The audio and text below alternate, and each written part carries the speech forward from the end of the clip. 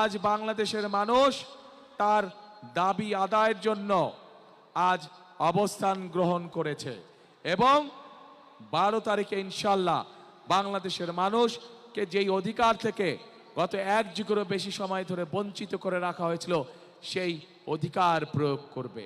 কিন্তু আমরা দেখছি একটি রাজনৈতিক দল এই যে বাংলাদেশের অর্ধেক গোষ্ঠী নারী গোষ্ঠী যে তাদের সম্পর্কে আমরা দেখেছি কিভাবে তাদেরকে ঘরের মধ্যে আটকিয়ে রাখতে চায়।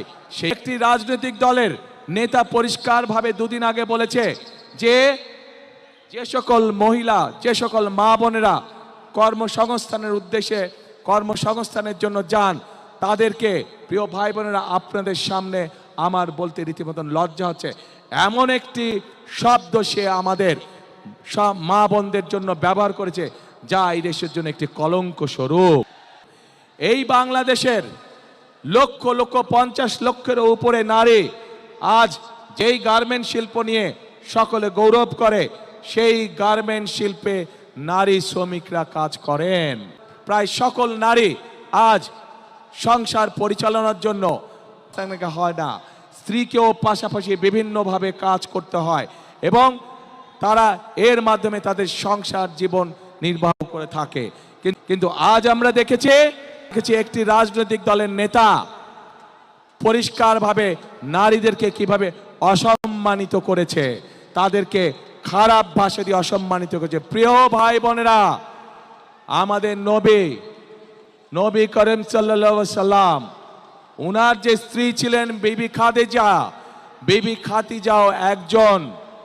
বিবি খাদিজাও ছিলেন একজন কর্মমুখী মহিলা, উনি ছিলেন একজন মহিলা ব্যবসায়ী।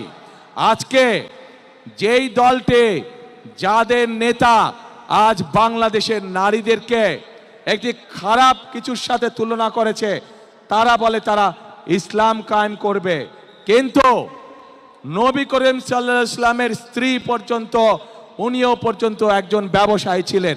তাহলে আজকে কোথায় গিয়ে দাঁড়ালো বাংলাদেশের নারী সমাজ তথা তাবৎ পৃথিবীর নারী সমাজকে কিভাবে অপমান করা হলো। যে দলটি নির্বাচনের আগে দেশের অর্ধেক জনগোষ্ঠীকে অসম্মানজনকভাবে কথা বলে, তাহলে আপনাদের কাছে আমার প্রশ্ন আজকে, নির্বাচনে যদি তারা কোনোভাবে সুযোগ পায় নির্বাচন পরবর্তী সময়, তাহলে তাদের আচরণ কি হতে পারে?